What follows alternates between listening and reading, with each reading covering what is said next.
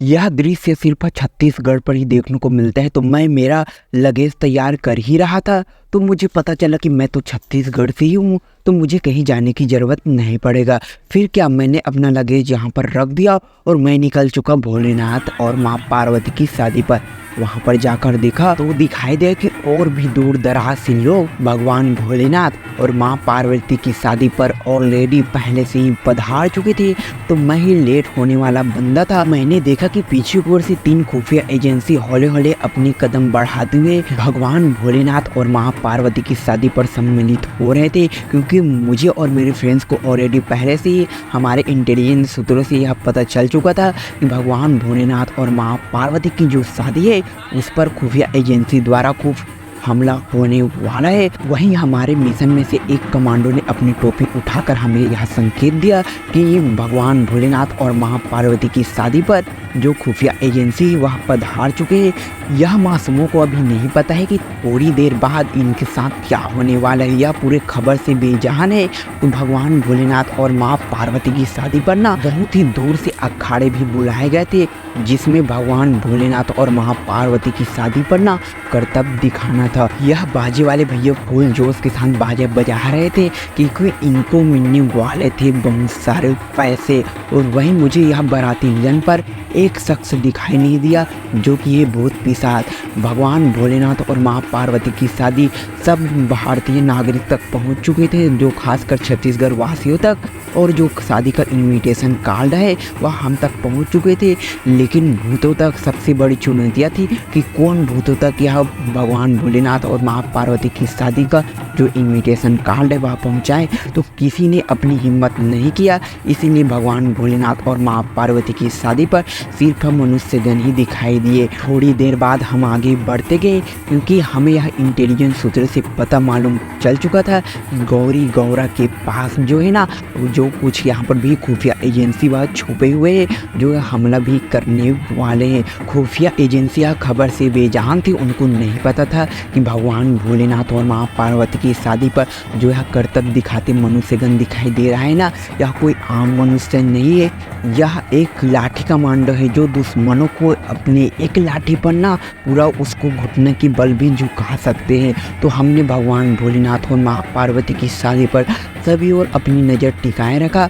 और ये देखो लाठी कमांडो अपने कर्तव्य दिखाते हुए। और हाँ, यहाँ पर मैं डिस्क्लेमर देना चाहता हूँ जमुनिया के चाचा व्लॉग्स पर जितने भी भैया यह व्लॉग्स को देख रहे हैं ना, वह यह जितने भी कर्तव्य अखाड़े दिखाई दे रहा है उसको घर पर करने की बिल्कुल भी कोशिश नहीं करें कि यह जो अखाड़े हैं ना वह सेफ्टी को पूरा ध्यान पर रखते हुए किया गया है। तो ये देखो हमारे अग्नि कमांडो भी अपना बल प्रदर्शन करते हुए देखो किस तरह अपना बल प्रदर्शन दिखा रहा है। जो खुफिया एजेंसी है ना वह छुप के या जो अग्नि कमांडो है उसे देख रहे हैं, वो उसकी तो टाइट फूट हो भी चुका होगा अब तक। और ये देखो हमारे 2 सूरवीर यहाँ पर अपना बल प्रदर्शन करते हुए सभी की नज़रें जो है ना यह दोनों ही कमांडो पर यहाँ पर भी टिकाए हुए हैं। और ये देखो हमारे जो भोलेनाथ और माँ पार्वती जो है ना आ रही है। लगता है आधे गांव वालों को पहले से ही पता इन्फॉर्मेशन मिल चुका है कि भगवान भोलेनाथ की शादी पर जहरीली धुआं और गैसों से हमला होने वाला है। इसीलिए गांव के आधे लोग जो है ना भगवान भोलेनाथ और माँ पार्वती की शादी पर नहीं पहुंच पाए। सभी की नजरें कमांडो पर ही टिकी हुई है, क्योंकि वही जो है ना हमें यह मुश्किल से बाहर निकाल सकते हैं। रेड बत्ती जलना यानी कि हमें यह सिग्नल संकेत मिल चुका है। ऊपर जो फाइटर जेट उड़ रहा है ना उसको भी यह सिग्नल पहुंच चुका है कि यही एरिया पर जो है ना वह धुएं से यह मासूमों पर हमला होने वाला है। तो हमने अपनी पगड़ी कस ली है और हम निकल चुके और आगे मंजिल की ओर सभी खबरें से बेजान आगे बढ़ते हुए।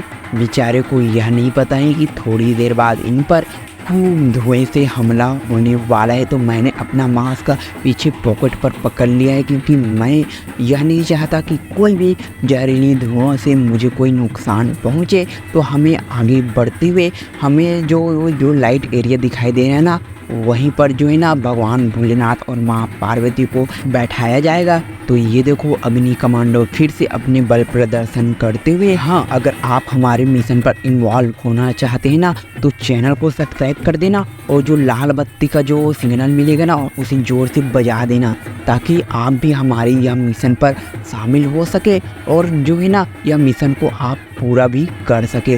तो आगे यह मिशन को देखते ही रहिए, थोड़ी देर बाद हम पर आंसू गैसों से हमलावर भी होने वाला है। बाराती घर और चौथे गन सभी की नज़र फिर से कमांडो पर एक बार नज़र टिकाते हुए। और ये देखो हमारे कमांडो द्वारा फिर से ज़बरदस्त बल प्रदर्शन करते हुए।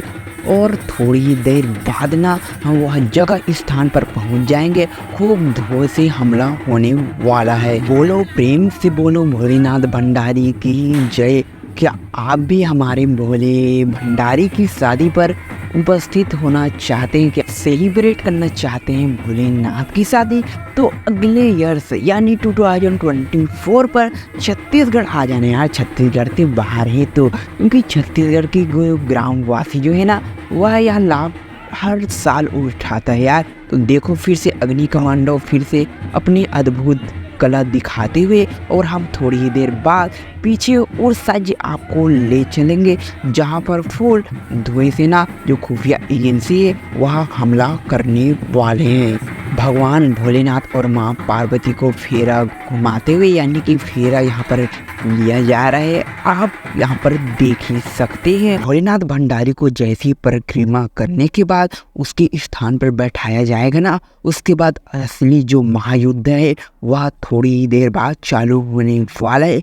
क्योंकि मुझे इंटेलिजेंस सूत्रों से ओकी टोकी के माध्यम से पता इन्फॉर्मेशन मिल चुका है कि जो खुफिया एजेंसी वह ज़्यादा दूर नहीं है, जस्ट वह गेट के पास ना पीछे छुपा हुआ है। तो अब बारी भगवान भोलेनाथ और माँ पार्वती को यहाँ पर उसके स्थान पर स्थापित करने की। तो देखो भगवान भोलेनाथ और माँ पार्वती को ना उसके स्थान पर स्थापित करने जा रहे हैं। और ये देखो हमारा जो कमांडो है वह कर्तव्य दिखाते हुए, और कमांडो के पीछे देख ही सकते हैं जो खुफिया एजेंसी वह लगभग पहुँच चुका है। उनका जो रेंज है ना वह ज़्यादा दूर तक नहीं, सिर्फ 5 ही मीटर तक रेंज है।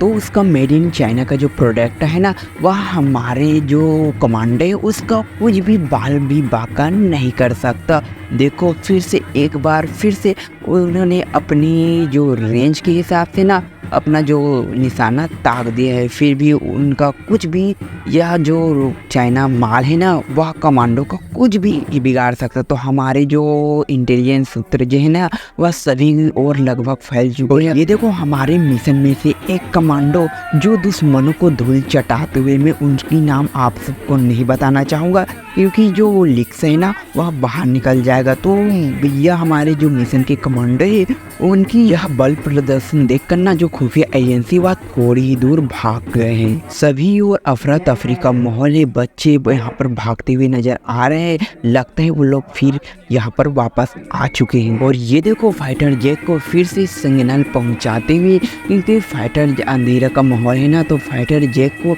दिखाई नहीं देता है क्योंकि सभी और बिल्डिंग से यह जो गाँव है ना वह घिरा हुआ है। इसीलिए जो ऊपर की ओर यहाँ पर फायरिंग किया जा रहा है ताकि जो फाइटर जेट है उसे तुरंत जो एरिया है ना पॉइंट है जो वह दिखाई दे सके। इसीलिए चारों ओर ना यहाँ पर ऊपर की ओर फायरिंग किया जा रहा है।